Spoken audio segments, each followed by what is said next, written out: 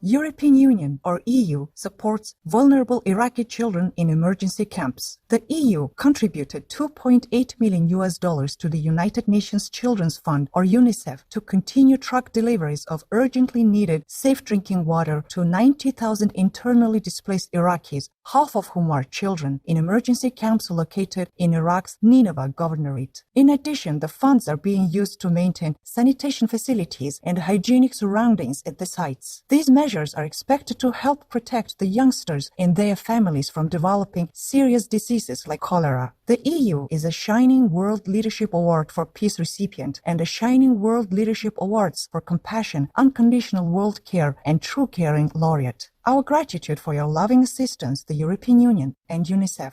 May the precious Iraqi young ones and families be able to return home soon and be kept safe in Allah's benevolence. US state first in nation to adopt climate change curriculum for primary and secondary schools. Starting in 2021, New Jersey will incorporate interdisciplinary climate change education for kindergarten through 12th grade pupils at all of the state's public schools. This was championed by First Lady Tammy Murphy, wife of New Jersey's governor, the Honorable Phil Murphy, who worked with instructors statewide on the new educational standards. Governor Murphy too has promised to be a leader in preserving a stable climate. Former U.S. Vice President His Excellency Al Gore, a Shining World Leadership Award for Earth Protection recipient, praised the move in a statement saying, "This initiative is vitally important to our students as they are the leaders of tomorrow. Our appreciation, First Lady Tammy Murphy and Governor Phil Murphy of New Jersey.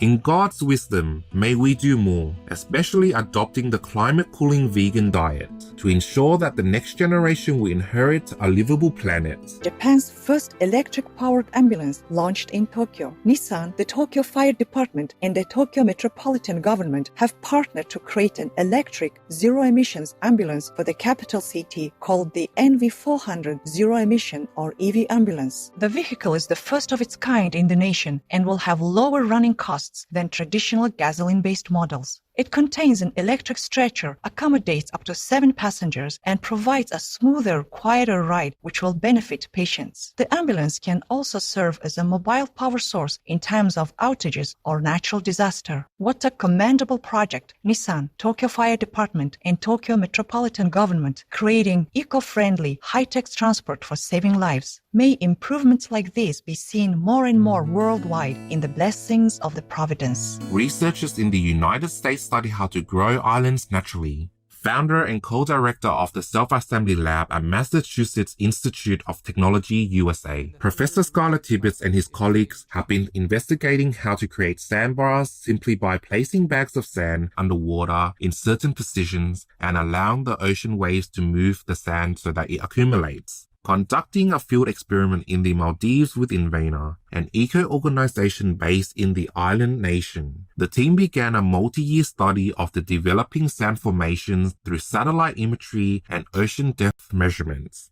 This could prove to be an effective strategy to preserve coastal settlements and at-risk island nations from rising sea levels due to climate change. Great work, Professor Skylar Tibbetts, Self-Assembly Lab team, as well as Invena. We wish you continued success with your beneficial research. May the divine bless such constructive solutions that work in harmony with nature. Incarcerated individuals train assistance dogs in Australia. Smart Pups, a Queensland, Australian non-profit that provides assistance dogs to youngsters with special needs, has joined the Palin Creek Correctional Centre, or PCCC, in a program where inmates help to train the puppies. Training begins with basic obedience skills and tricks, then to advanced behaviors such as retrieving items and opening doors. After graduating, each dog will be placed with a child in need living either in Australia or New Zealand. Speaking of the program, which has proven successful at 2 other correctional institutes, PCCC Acting Superintendent David Gordon shared, "It provides inmates with valuable skills, self-worth, confidence, and the clear evidence of what can be achieved by investing in others less fortunate."